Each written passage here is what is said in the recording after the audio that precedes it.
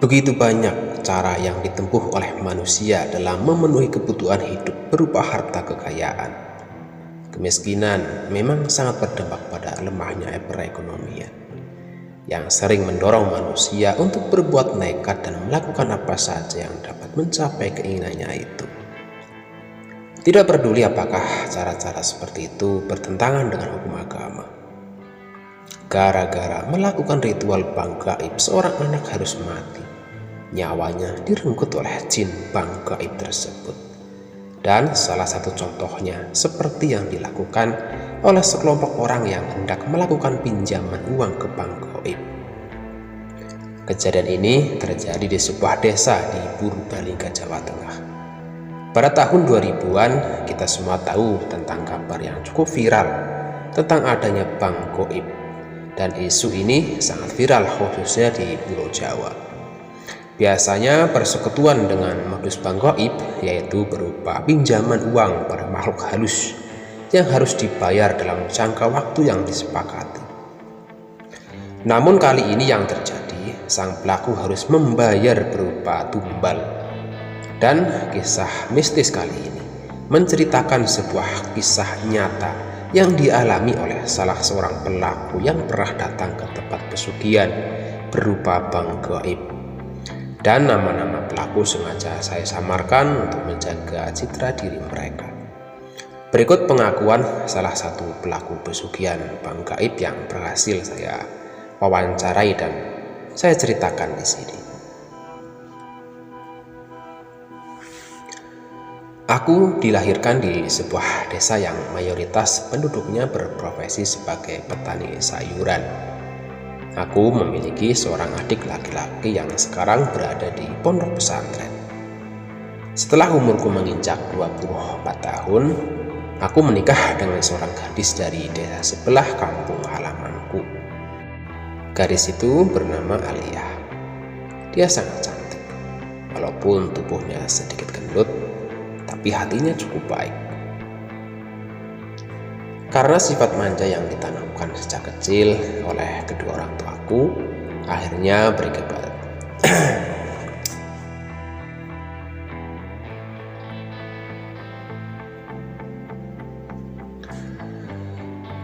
Aku dilahirkan di sebuah desa yang mayoritas penduduknya berprofesi sebagai petani sayuran. Aku memiliki seorang adik laki-laki yang waktu itu berada di pesantren di wilayah Jawa Timur. Setelah umurku menginjak 24 tahun, aku menikah dengan seorang gadis dari desa sebelah kampung halamanku. Gadis itu bernama Aliyah. Dia sangat cantik dan baik. Karena sifat manja yang ditanamkan sejak kecil oleh kedua orang tuaku, akhirnya berakibat buruk pada saat aku sudah berumah tangga. Aku menjadi seseorang yang malas untuk bekerja dan hanya ingin mendapatkan uang tanpa bersusah payah. Meski pernikahan kami sudah berjalan 3 tahun lebih, namun beberapa usaha yang aku jalankan belum membuahkan hasil yang memuaskan. Tak jarang untuk makan sehari-hari saja dan membayar listrik kadang masih bergantung pada orang tua. Dan di umur pernikahan kami yang menginjak 4 tahun, istriku hamil dan melahirkan seorang putri yang cukup cantik dan aku memberikannya nama Vina. Awalnya aku merintis pekerjaan sebagai penjual pupuk pertanian. Namun baru beberapa tahun usaha itu berhenti karena kurangnya modal. Sudah banyak usaha yang aku geluti, bahkan waktu itu aku sampai menjadi kuli bangunan di Jakarta. Namun lagi-lagi aku belum juga menemukan pekerjaan yang cocok dengan kepribadianku ini. Di saat aku sedang tidak memiliki uang dan kalut dengan keadaan, aku kedatangan seorang teman yang hampir 2 tahun tidak bertemu. Ia menawarkan suatu jalan alternatif mencari kekayaan yang terdengar sangat muskil bagiku. Temanku yang sebut saja namanya Rustam. Dan Rustam itu memang tergolong orang yang berada di desanya. Ia sengaja menemuiku karena Rustam disuruh oleh seorang perantara dari desa Karangjambu, Purbalingga agar mencarikan 7 peserta lain untuk diajak ke suatu tempat keramat yang ada di pesisir Laut Kidul di sebuah gua bernama Gua Naga Raja. Maksudnya tak lain dan tak bukan adalah untuk melakukan peminjaman uang ke bank gaib. Menurut Rustam, segala kebutuhan mulai dari ongkos makan dan kendaraan dijamin oleh Mbak Sri, sang perantara tersebut. Aku dan yang lain cukup membawa KTP dan botol kosong bekas air mineral. Konon di Gua Naga Raja itu tempat untuk meminta pesugihan berupa bank gaib. Sebenarnya aku tidak percaya pada cara-cara nyeleneh yang diutarakan temanku itu. Tapi mengingat kondisi keluarga yang cukup memprihatinkan, aku berpikir nggak ada salahnya mencoba. Ya, hanya sekedar mencari peruntungan. Semoga apa yang dikatakan mereka tentang bank gaib itu nyata, pikirku waktu itu. Sesuai dengan yang sudah direncanakan, rombongan disuruh berkumpul di suatu pasar di Bobocari, Purbalingga, tempat yang ditentukan untuk menunggu jemputan dari Mbak Sri selaku perantara. Pagi itu, sekitar pukul 7, datanglah sebuah mobil kijang. Kendaraan inilah yang kemudian membawa rombongan kami menyusuri arah selatan menuju pantai di mana Gua Naga Raja itu berada yang sudah masuk ke wilayah Cilacap. Setelah sampai di sana, kami memasuki sebuah gua yang cukup luas. Kami semua menemui seorang juru kunci yang berpakaian serba putih ala para wali. Setelah melakukan uluk salam, Mbak Sri mengutarakan maksud kedatangan kami. Sang juru kunci tersebut justru tidak langsung menyanggupi, melainkan memberikan sebuah nasihat bahwa apa yang kami lakukan adalah perbuatan yang dilarang oleh agama. Namun setelah Mbak Sri mendesak dengan berbagai alasan, akhirnya sang juru kunci itu pun memenuhi permintaan kami dengan syarat-syarat dan resiko yang mungkin akan terjadi di suatu saat nanti. Persyaratannya antara lain, kami harus menyerahkan KTP dan memasukkan air yang berada di gua tersebut ke dalam botol yang sudah kami persiapkan masing-masing. Setelah semuanya diuraikan, kira-kira 1 jam kemudian kami mengambil air tersebut satu persatu karena lokasinya juga cukup sempit di gua tersebut. Setelah semuanya dapat, kami kembali ke ruangan sang juru kunci. Lelaki berjubah putih itu memberikan lagi beberapa persyaratan yang harus disediakan oleh tiap-tiap peserta setelah sampai di rumah nanti. Di antaranya, kami harus menyediakan ruangan khusus untuk melakukan ritual dengan air gua yang ada di dalam botol yang kita ambil di celah-celah gua waktu itu.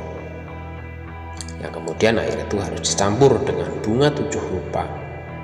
Peserta juga harus menyiapkan 7 jenis minuman yang berbeda dalam gelas, seperti kopi pahit, kopi manis, teh pahit, teh manis, kopi jahe, air kelapa, dan beberapa sarana ritual lainnya. Semuanya harus ditutup dengan kain hitam. Pelaku juga tidak boleh tertidur pada tengah malam. Di dalam ruangan ritual, kami semua harus menunggu makhluk yang akan datang memenuhi hajat bagi tiap-tiap peserta. Menurut sang juru kunci, apapun yang akan terjadi, para pelaku tidak boleh beranjak dari tempat ritual, apalagi kabur. Apabila ritual itu gagal, para pelaku harus siap menanggung risiko yang akan terjadi kelak. Setelah semua persyaratan beres, kami pun pulang ke rumah masing-masing.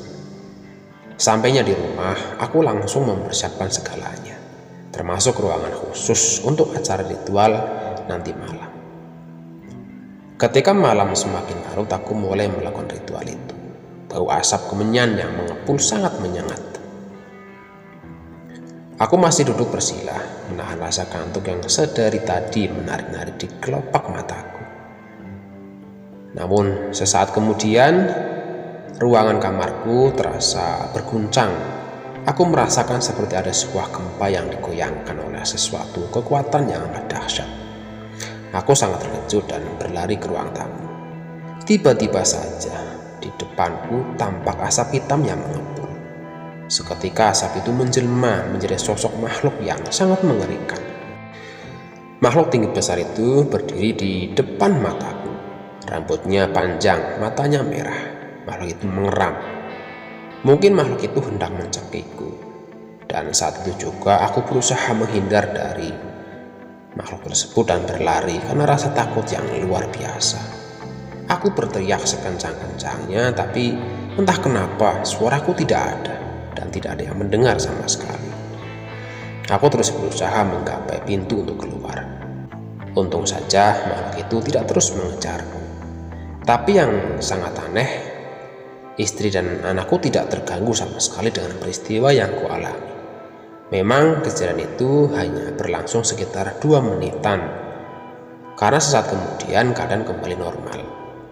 Karena takut, aku pun tertidur di sofa di depan kamar, dan akhirnya kunyatakan ritual itu gagal total.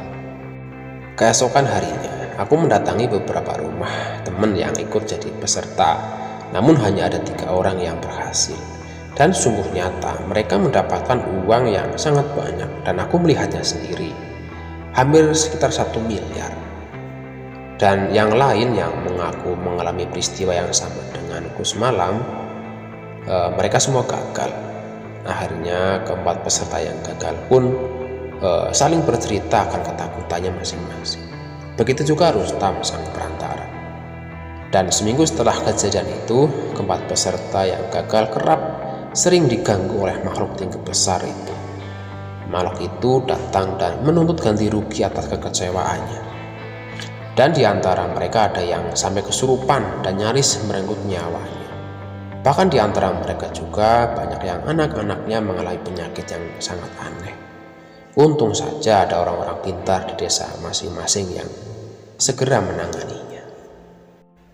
2 hari setelah kabar itu, tepatnya menjelang maghrib, istri dan anakku baru pulang dari jalan-jalan sore. Dan aku sangat khawatir mereka mengalami peristiwa yang selama ini aku takutkan. Dan setelah mereka tiba di rumah, tiba-tiba saja anakku yang berusia 2 tahun itu mendadak kejang-kejang. Aku pun langsung membawanya ke rumah sakit. Setelah diinfus selama 9 jam, anakku tidak menunjukkan perubahan akan sembuh. Hampir tiap 15 menit ia kejang sambil mengeram seperti makhluk yang mendatangiku waktu itu. Aku sungguh merasa berdosa dan menyesal dengan apa yang telah aku lakukan. Apalagi aku mendengar salah satu anak dari temanku yang ikut ritual itu meninggal secara mendadak. Hatiku benar-benar kacau waktu itu. Di sudut ruangan kamar rumah sakit aku menangis. Aku sangat takut jika anakku sampai tidak tertolong. Dan di saat itulah adikku yang baru pulang dari pesantren menyapa dan memelukku sambil berucap, "Kang, tenang saja, insya Allah Vina akan sembuh. Sebaiknya kita berwudu dan nanti kamu mengaminkan doa-doa yang aku baca ya. Kalau memang Vina terkena gangguan jin, insya Allah jinnya akan segera langsung pergi dan Vina akan segera sadar." Aku seperti mendapatkan harapan baru dari kata-kata adikku ini. Benar saja, ketika kami sedang berdoa di hadapan Vina, aku melihat ada sosok makhluk yang memandangiku dengan sangat tajam. Makhluk itu seperti gelisah dan menggeliat seperti kepanasan dan seketika lenyap. Alhamdulillah, anakku langsung sadar dan memanggilku. "Ayah, ayah, Vina takut." Aku pun langsung memeluknya dan air mataku tak mampu kubendung. Sesaat ku lepaskan pelukanku dan langsung pergi ke kamar mandi rumah sakit. Aku menangis sejadi-jadinya, berdosa, bersalah dan bersyukur menjadi satu. Tiba-tiba adikku menghampiri dan berkata, "Kang, sudah waktunya sholat asar. Ayo Kang, kita sholat berjamaah di musola." Tanganku ditarik dan sepanjang jalan menuju musola aku dirangkulnya sambil menceramahiku agar aku bertobat dan bekerja keras untuk mendapatkan rezeki yang halal. Terima kasih buat adikku tercinta yang sudah menolong dan menuntunku ke jalan yang diridhoi oleh Allah Subhanahu wa Ta'ala. Semenjak kejadian itu, aku berjanji kepada istri dan anak-anakku akan menjadi suami dan ayah yang baik dan bekerja keras. Dan semoga peristiwa yang kualami ini tidak menimpa kepada orang lain. Cukup aku dan teman-teman yang mengalaminya, dan semoga kita semua terhindar dari hal-hal yang akan membinasakan kita di kemudian hari.